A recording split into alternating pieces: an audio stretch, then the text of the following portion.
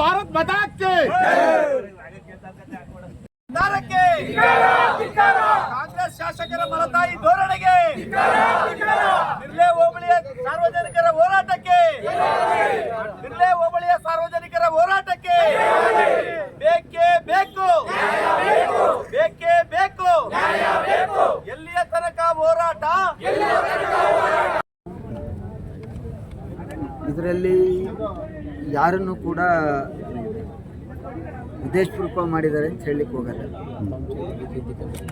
ಆದರೆ ಇದಕ್ಕೆ ಒಂದು ಬದ್ಧತೆ ಇರಬೇಕು, ಒಂದು ಜವಾಬ್ದಾರಿ. ಎಲ್ಲಿ ಈಗ ಸಾಲಿಗ್ರಾಮ ತಾಲೂಕುಗಳಿದೆ, ಅದನ್ನು ತೊಗೊಂಡೋಗಿ ಇನ್ನೊಂದು ಕಡೆ ಶಿಫ್ಟ್ ಮಾಡೋಕ್ಕಾಗುತ್ತಾ? ಆಗುತ್ತಾ? ಅದೇ ರೀತಿ ಕುಪ್ಪಳ್ಳಿಗೆ ಒಂದು ಸ್ಕೂಲ್ ಕೊಟ್ಟು 10 ವರ್ಷ ಆಗಿದೆ, ಅಲ್ಲೇ ಶಾಲೆ ನಡೀತದೆ. ನಾವು ಹಳ್ಳಿಗಳ ಹತ್ತಿರ ಸರ್ಕಾರ ತೊಗೊಂಡೋಗ್ಬೇಕು ಅಂತ ನಮ್ಮ ಆಸೆ, ಸರ್ಕಾರದ ಉದ್ದೇಶ. ಆ ಕಾರಣ ಇಟ್ಕೊಂಡು ಸಾಲಿಗ್ರಾಮ ಹೋಬಳಿ ದೊಡ್ಡದು ಅಂತೇಳಿ 2 ಸ್ಕೂಲು, ಇನ್ನೆಲ್ಲ ಹೋಬಳಿಗಳಿಗೂ ಒಂದೊಂದು ಸ್ಕೂಲು. ಕಸ್ಬಾ ಹೋಬಳಿ ದೊಡ್ಡದು ಅಂತೇಳಿ ಆದರ್ಶ ಮತ್ತು ಕಸ್ತೂರ. ಇಲ್ಲಿ ಮಿರ್ಲೆ ಭಾಗಕ್ಕೆ ಕುಪ್ಪಳ್ಳಿ ಕೊಟ್ಟಿದ್ದಾರೆ. ಲ್ಯಾಂಡು ನೋಟಿಫೈ ಲ್ಯಾಂಡ್ ಆಗಿದೆ, ಫಾರೆಸ್ಟ್ ಆಗಿದೆ. ಅದನ್ನು 2 ರೀತಿ ಅವಕಾಶ ಇದೆ ಬಿಡಿಸ್ಲಿಕ್ಕೆ. 2 ರೀತಿ ಒಂದು ಆಲ್ಟರ್ನೇಟ್ ಕೊಟ್ಟು ಬಿಡಿಸ್ಬೋದು. ಇನ್ನೊಂದು, ಈಗ ಸುಮಾರು 64 ಲಕ್ಷ ಎಕರೆ ಇಡೀ ರಾಜ್ಯದಲ್ಲಿ ರಾಜ್ಯ ಸರ್ಕಾರ ಬಿಡಬೇಕು ಅಂತೇಳಿ ಚರ್ಚೆ ನಡೀತದೆ, ಅದನ್ನು ಬಿಡಿಸಿ. ಅದೇ ಜಾಗದಲ್ಲಿ ಸ್ಕೂಲ್ ಮಾಡೋದಕ್ಕೆ ಈಗಿನ ಶಾಸಕರಿಗೆ ಇಚ್ಛಾಶಕ್ತಿ ಇಲ್ವೋ ಅಥವಾ ಕಾನೂನಿನ ಪರಿಜ್ಞಾನ ಇಲ್ವೋ?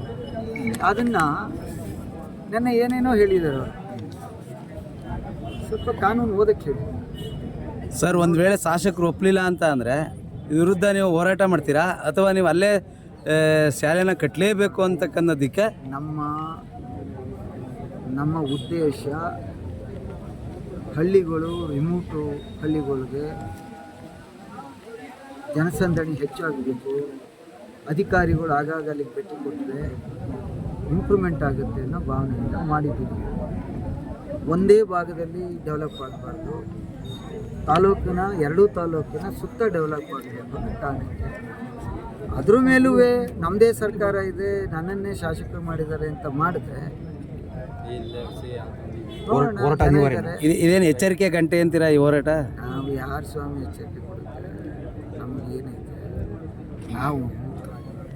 ನಾವೇನು ನಮ್ಮ ಅಪ್ಪನ ಅಧ್ಯಕ್ಷನ, ನಾನೇನೀಗ ಹಾಲಿ ಶಾಸಕನ. ಆದರೂ ಕೂಡ ಪಕ್ಷ ಆಗಿ ಜವಾಬ್ದಾರಿ ಇದೆಯಲ್ಲ ನಿಮಗೆ? ಜವಾಬ್ದಾರಿ ಇದೆ, ಜೊತೆಗೆ ಕೇಂದ್ರ ಸಚಿವರ ಬಲ ಇದೆ. ಅವ್ರಿಗೆ ಆಗಿರ್ತಕ್ಕಂಥದ್ದನ್ನ ಮಾಡಿ ಕರೆಕ್ಟಾಗಿ ಅಂತ ಹೇಳ್ತೀವಿ.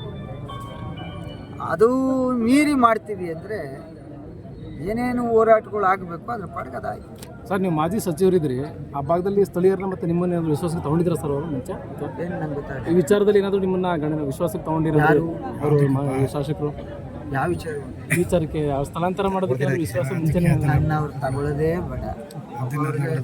ಬೇರೆ ಬೇರೆ ಕೆಲಸಗಳು ಇರ್ತವೆ. ನನ್ನ ಮತದಾರರು ಅವ್ರನ್ನ ಯಾರು ಶಾಸಕರು ಮಾಡಿದ್ದಾರೆ ಆ ಪುಣ್ಯಾತ್ಮರು ತಗೊಂಡು ಅವ್ರ ಮನ್ಸಿಗೆ ನೋವಾಗ್ದಂಗೆ ಮಾಡಲಿ. ನನ್ನನ್ನು ಪಾಪ ಅವ್ರು ತಗೊಳ್ಳೋದು ಬೇಡ.